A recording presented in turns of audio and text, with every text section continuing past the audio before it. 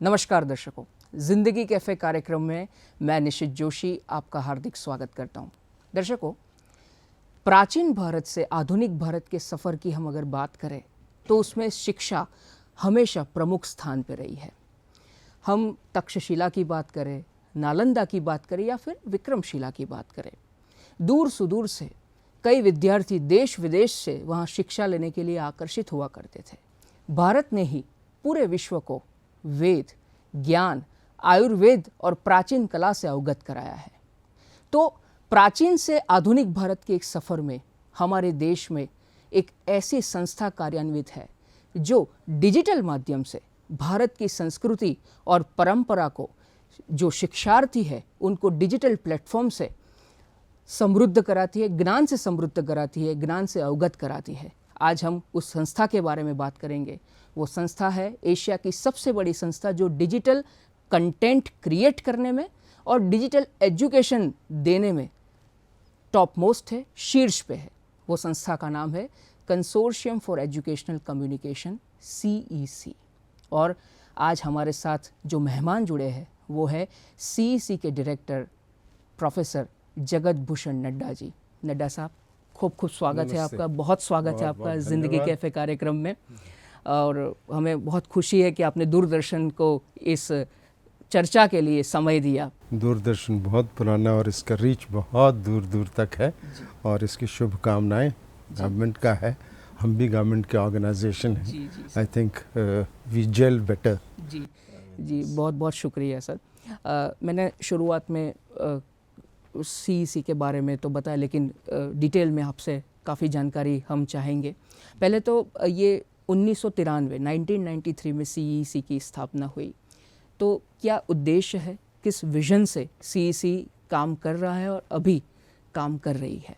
जी, CEC जैसा कि आपने कहा कि 1993 एंड देन 97 से कार्यान्वित रही है।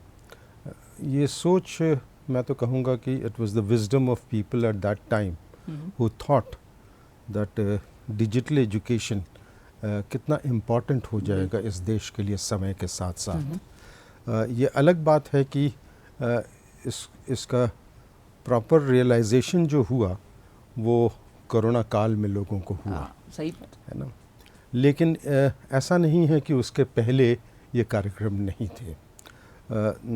हम इस प्रकृति फिल्म फेस्टिवल इस बार गुजरात में कर रहे हैं, ये 15वां है, इसलिए हम 15 साल से 1997 से इस कार्यरत में जुड़े हुए हैं। और ये देखते हैं कि ऑडियो और विजुअल ये दोनों स्मरण शक्ति में ज़रा जल्दी और अच्छे ढंग से आती है। बिल्कुल। और इसकी रीच बहुत होती है। और चूँकि रीच बहुत होती है तो उस समय के लोगों ने जो 90s में थे उन्होंने सोचा कि डिजिटल एजुकेशन की एक संस्था होनी चाहिए जिससे कि दूर दराज के लोग। अब स्थिति ये है कि जो हम बिलीव करते हैं वो है एजुकेशन जब डिजिटल मोड में बात करते हैं तो वो 4 ढंग से हो सकती है। हम एजुकेशन की बात कर रहे हैं, सिर्फ लिटरेसी की बात नहीं करते हैं क्योंकि दोनों में बड़ा फ़र्क होता है। बिल्कुल। है ना। We want to educate people in a holistic manner rather than just literate हो जाए और थोड़ा सा पढ़ लें। तो 4 ढंग मैं ऐसे समझता हूँ कि एक तो होती है फीचर फिल्म। है ना। फीचर फिल्म भी काफ़ी चीज़ें सिखाती है, नैरेटिव सेट करती है सोसाइटी को, सोसाइटी तो उस तरफ मूव करती है, उसको समझती है। लेटली कुछ ऐसी फिल्में आईं जैसे कश्मीर फाइल्स आप ले लीजिए, केरला वाली स्टोरी आप ले लीजिए, या आप वैक्सीन वॉर ले लीजिए। ये 3-4 स्टोरीज़ आएँ, या फिर तारे जहां से तारे ज़मीन पर, या नहीं तो 3 इडियट्स ले लीजिए। इसमें सब में एक एजुकेशनल मैसेज ना, इसका बहुत बड़ा प्रभाव पड़ता है। थोड़ी एंटरटेनिंग भी होती है, लेकिन वो मूवीज़ थोड़ी फिक्शनल भी हैं। कश्मीर फाइल्स के बारे में फिक्शनल नहीं बोलेंगे, लेकिन कई मूवीज़ फिक्शनल भी होती हैं, थोड़ी एंटरटेनिंग होती हैं और उसको आगे बढ़ाते हैं। दूसरी होती है डॉक्यूमेंट्रीज़, और डॉक्यूमेंट्रीज़ जो होती है वो वेल रिसर्च्ड होती है। उसमें कहीं कोई फिक्शन की बात नहीं होती है, उसमें रियलिटी की बात करते हैं। तो हम उन इश्यूज़ को उठाते हैं जो समाज में हम बात करते हैं, जिसकी चिंता व्यक्त करते हैं। सभी चिंता नहीं व्यक्त कर सकते हैं, सभी उस नज़र से प्रॉब्लम्स को देख भी नहीं पाते हैं। हमारे माननीय प्रधानमंत्री जी ने स्वच्छ भारत के बारे में सोचा, भारत तो वही था, बिल्कुल लोगों ने नहीं सोचा, सही है लेकिन उनके दिमाग में बात आई जी, तो स्वच्छ भारत एक खुला और सब उसमें लग गए। एक व्यवहार बिल्कुल लोगों का बदलने लगता है। जब तक ये कॉइन नहीं होता है जी, तब तक ये इसका असर हम लोगों पर नहीं पड़ता है। तो सीईसी के 21 सेंटर्स हैं हमारे ऑल ओवर इंडिया। अच्छा, हाँ, और ये थीम जो डॉक्यूमेंट्री का थीम है, ये सारे सेंटर्स फॉलो करते हैं अलग अलग थीम्स पर। इन्हीं की जो फिल्म है जो गुजरात ने बनाई है on mushrooms, that has been screened in Singapore, that has been screened in Switzerland, अच्छा, that has been screened in USA, और यहाँ साइंस कॉन्फ्रेंस में भी स्क्रीन हुई थी। जी, एक और बनाई है डॉक्यूमेंट्री, अभी मैसूर ने पीछे बनाई थी, 600 आवर्स ऑफ शूटिंग, 3 कैमरे, और द फर्स्ट फ्लाइट उसका नाम है। एक चिड़िया है, उसका बच्चा मतलब कंसीव करते हैं, बच्चा होता है, उसके बाद वो फर्स्ट फ्लाइट लेता है, वो उस पर डिटेल्स सारे हैं। बहुत नॉलेजेबल है, बहुत इंटरेस्टिंग भी है, बहुत ग्रिपिंग भी है। तो हम बिलीव करते हैं कि डॉक्यूमेंट्री भी एक ऐसा माध्यम है बिल्कुल जो डिजिटल एजुकेशन वाले ही समझ सकते हैं कि इसमें कितनी मेहनत लगती है और कितना समय लगता है इसको डेवलप करने में। तीसरी चीज़ जो है, जो आजकल चली हुई है, और ये Coursera and other organisations across the world इन्होंने क्रेडिट अर्न करने के लिए यूनिवर्सिटी सिस्टम्स में अभी भारत में करीब 1100 विश्वविद्यालय हैं और करीब 40 से 45 हज़ार कॉलेजेस हैं। इस समय ग्रॉस एनरोलमेंट रेशियो इस नेशन का 27.1% है। अच्छा, गवर्नमेंट एम्बिशियस है, गवर्नमेंट मीनिंगफुल है। वो सोचती है कि सन 35 तक ग्रॉस एनरोलमेंट रेशियो 50% हो। ना जो 70 साल में 27% है, उसको 13-14 साल में हम 50% करने की कोशिश कर रहे हैं। तो ये तो तय ही है कि इन 12-13 साल में 1100 और यूनिवर्सिटीज़ नहीं आएंगी और 40-45 हज़ार कॉलेजेस नहीं बन पाएंगे। राइट। तो इसलिए और कोई ढंग नहीं है डिजिटल मोड के अलावा। राइट। अगर हमको दूर पार के लोगों को रीच करना है तो मेरे ख्याल में digital is the only way. तो अब उन क्रेडिट्स को हम यूनिवर्सिटी से कनेक्ट कर रहे हैं, कोर्स बनवाते हैं। ये संस्था ऐसी है जिसमें एक भी टीचर अपना नहीं है। हमारे पेरोल पर एक भी टीचर नहीं होता है। अच्छा। ये टीचर हम अच्छी विश्वविद्यालयों से लेते हैं जी। और उनसे हम कोर्स डेवलप करते हैं फॉर कंटेंट का, तो मूक्स बनता है। ठीक है। और तीसरी और चौथी चीज़ कहूँगा वो है स्वयं प्रभा। हाँ। जो हमारे चैनल्स हैं जी। और आपको खुशी होगी जान करके कि 20 चैनल्स हायर एजुकेशन को दे रखे हैं, उसमें से 10 हमारे पास हैं जी। और 75% व्यूअरशिप हमारे स्वयं प्रभा का इस भारत में है। जी बिल्कुल। तो काफ़ी आपने डिटेल में अपना जो विजन है, जो मिशन है आपका, उसके बारे में आपने बताया। एक आपने बीच में फिल्म फेस्टिवल की बात की, उसके बारे में थोड़ी बात कर लेते। तो ये किस तरह से खास है इस बार और कौन कौन से विषयों को आप लोग स्पर्श करते हैं इस फिल्म फेस्टिवल में?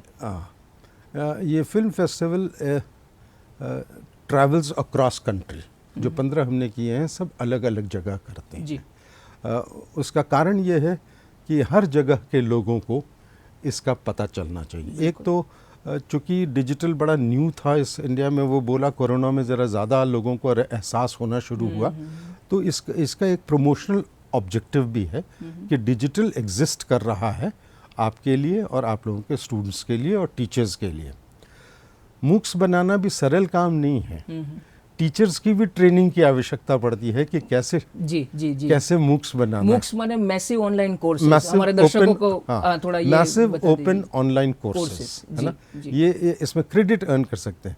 तो शिक्षक एवं छात्र दोनों को पता चलना चाहिए कि ऐसी संस्था है जो ये कोर्सेज डेवलप करती है और वो हमसे जुड़े हैं, और जिससे कि डिजिटल एजुकेशन और आगे बढ़ सके। बराबर। इस बार जो हम प्रकृति फिल्म फेस्टिवल कर रहे जी। हैं गुजरात में, अहमदाबाद में, बड़ा अच्छा सेंटर है और बहुत काबिल लोग हैं इस सेंटर में, इसलिए विश्वास था कि ये लोग कर पाएंगे अच्छी तरह से।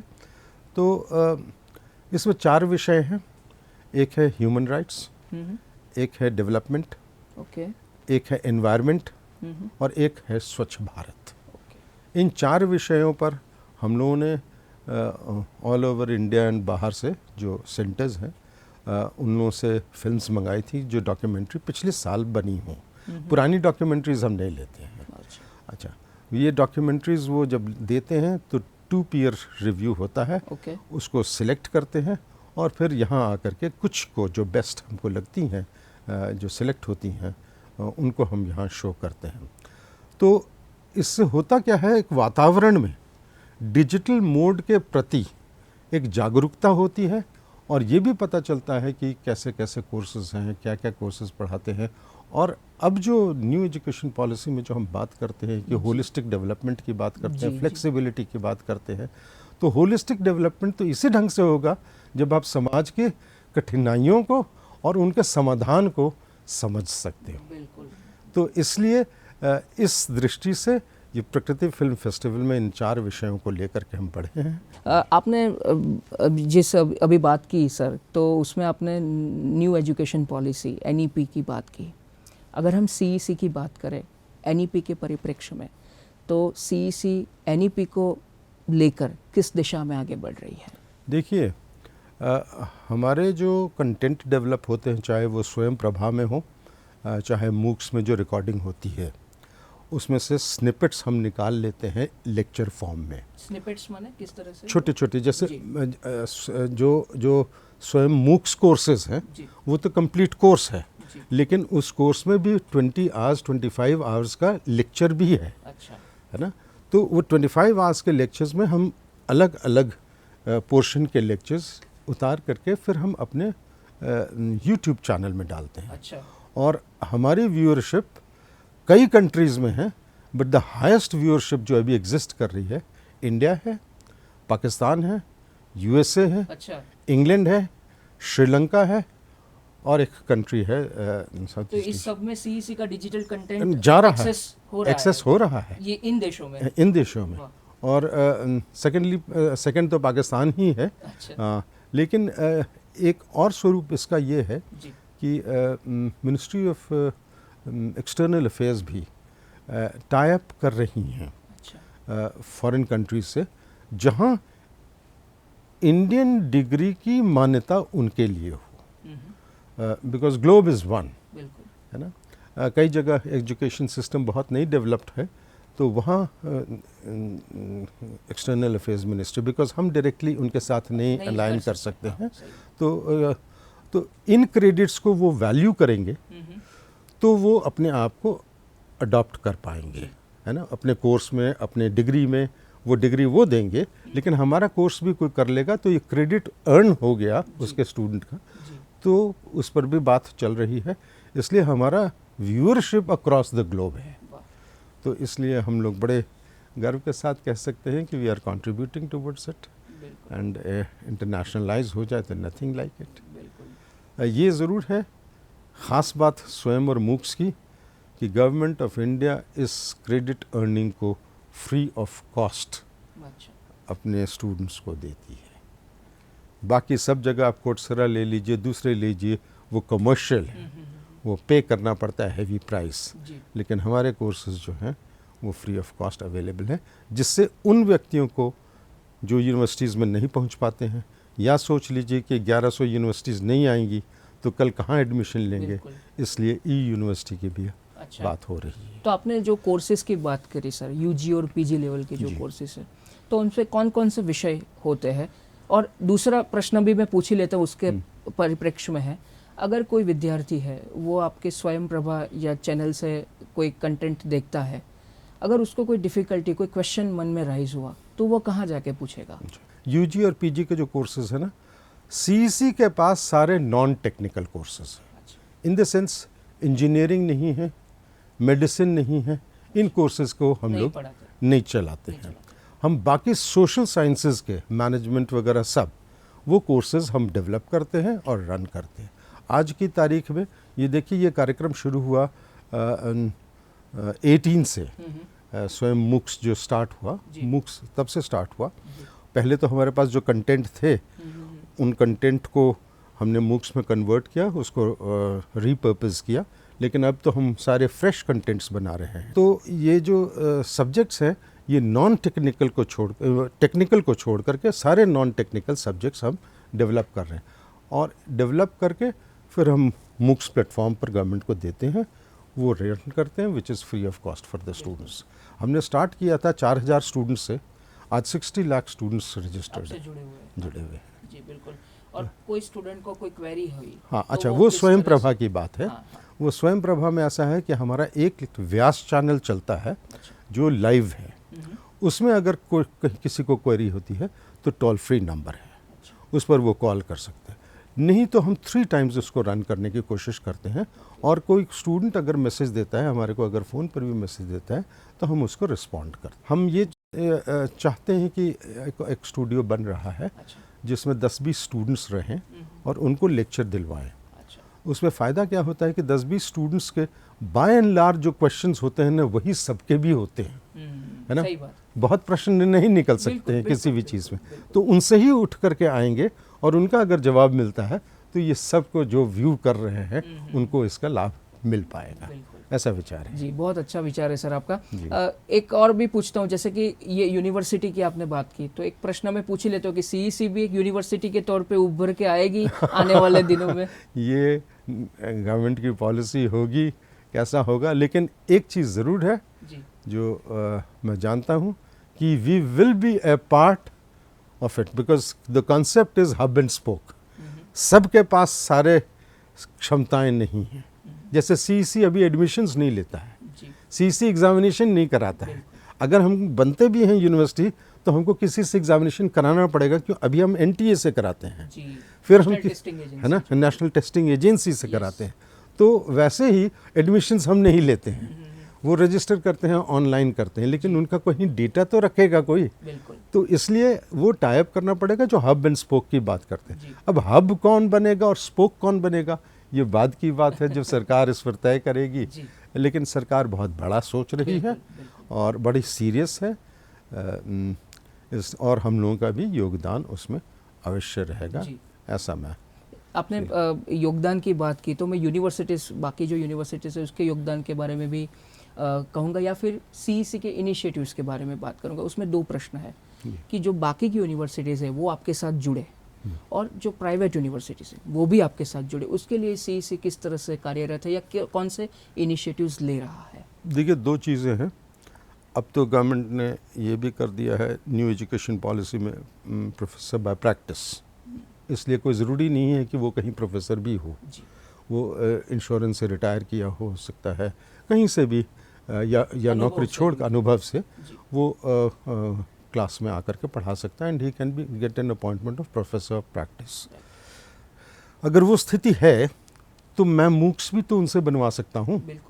तो अब तो पार्टनरशिप ही है, प्राइवेट और पब्लिक के नज़रिए से हम देख ही नहीं पाएंगे अगर हमको 50% एनरोलमेंट चाहिए और 50% लोगों को साथ लेकर के चलना है।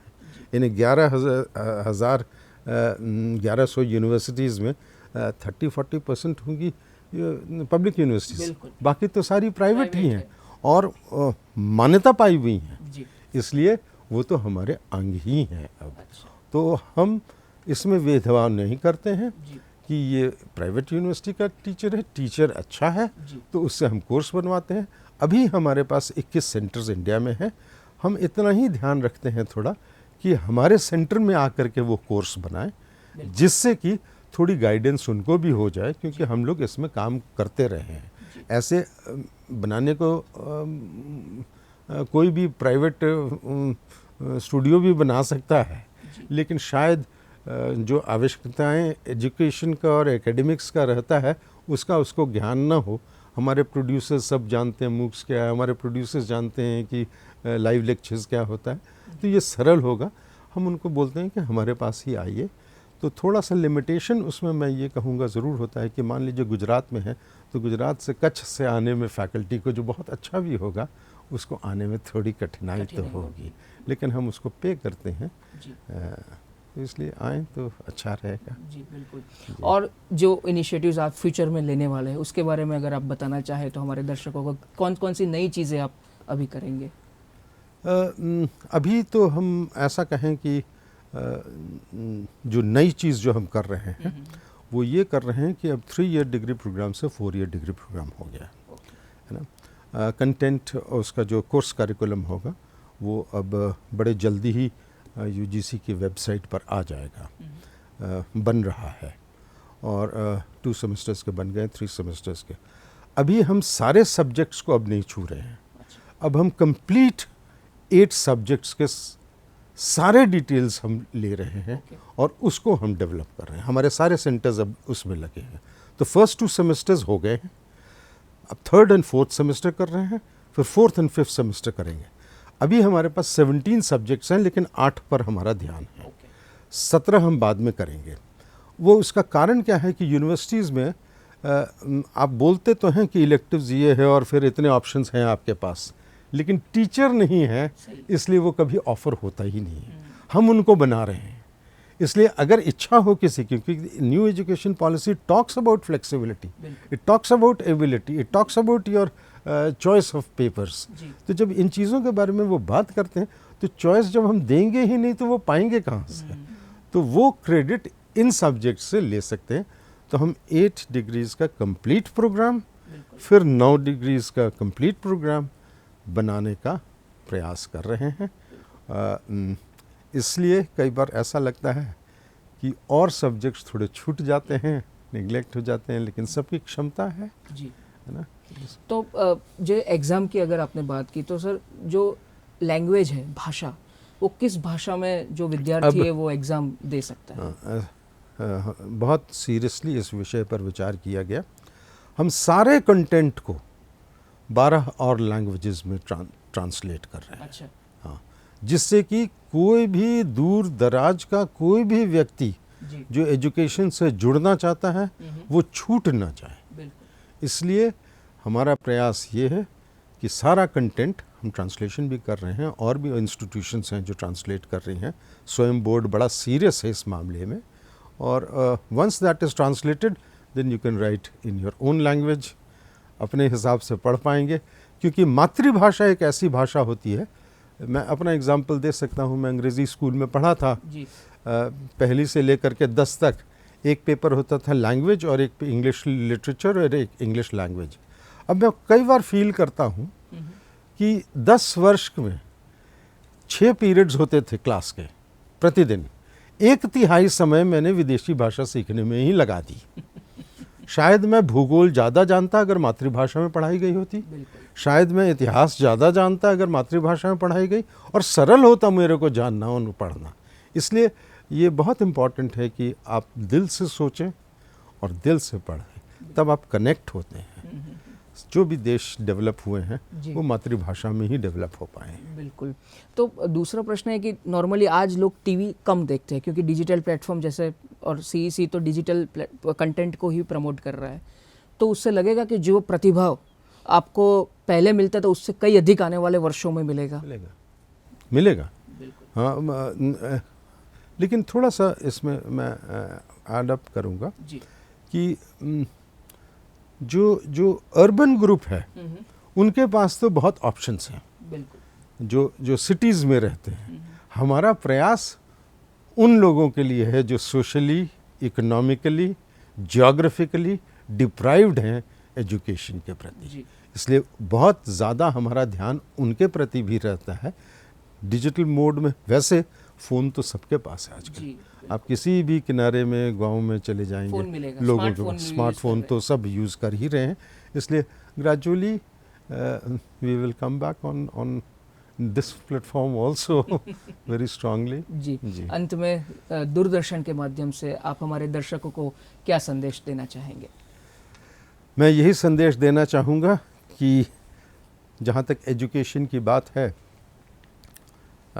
आप लोगों से भी आग्रह रहेगा कि आप इस संदेश को कि सरकार की मंशा क्या है और सरकार कितनी जागरूक है कि सबको इस देश में एजुकेशन मिल पाए, उसके लिए कई संस्थान बड़े सीरियसली काम कर रहे हैं। उनके बारे में जितना आप लोगों को बता सकते हैं उनको पता चलना चाहिए, जिससे कि डिजिटल एजुकेशन किसी को भी अशिक्षित न छोड़े, सभी कोई शिक्षित हो पाए, ऐसी मेरी कामना है आप लोगों को। तो नड्डा साहब, आप इस कार्यक्रम में जुड़े और इतनी इंटरेस्टिंग बातें की, काफ़ी इन्फॉर्मेटिव बातें की, इसके लिए आपका बहुत बहुत शुक्रिया। बहुत बहुत धन्यवाद आपका कि आपने मौका दिया। जी, थैंक यू। चला है। तो दर्शकों, ये थे CEC consortium for educational communication के डायरेक्टर प्रोफेसर जगत भूषण नड्डा जी, जिन्होंने कई पहलुओं पे बात की, जिन्होंने CEC की कार्यशैली के ऊपर बात की। उन्होंने नेशनल एजुकेशन पॉलिसी और CEC किस दिशा में काम कर रहे हैं उसको परिप्रेक्ष्य में, उसको ध्यान में रखते हुए उसके बारे में बात की, और आने वाले दिनों में भी CEC डिजिटल कंटेंट को क्रिएट करने की दिशा में किस तरह से इनिशिएटिव्स ले रही है उसके बारे में भी बात की। तो इस कार्यक्रम में बस इतना ही। तब तक आपसे विदा लेते हैं। नमस्कार।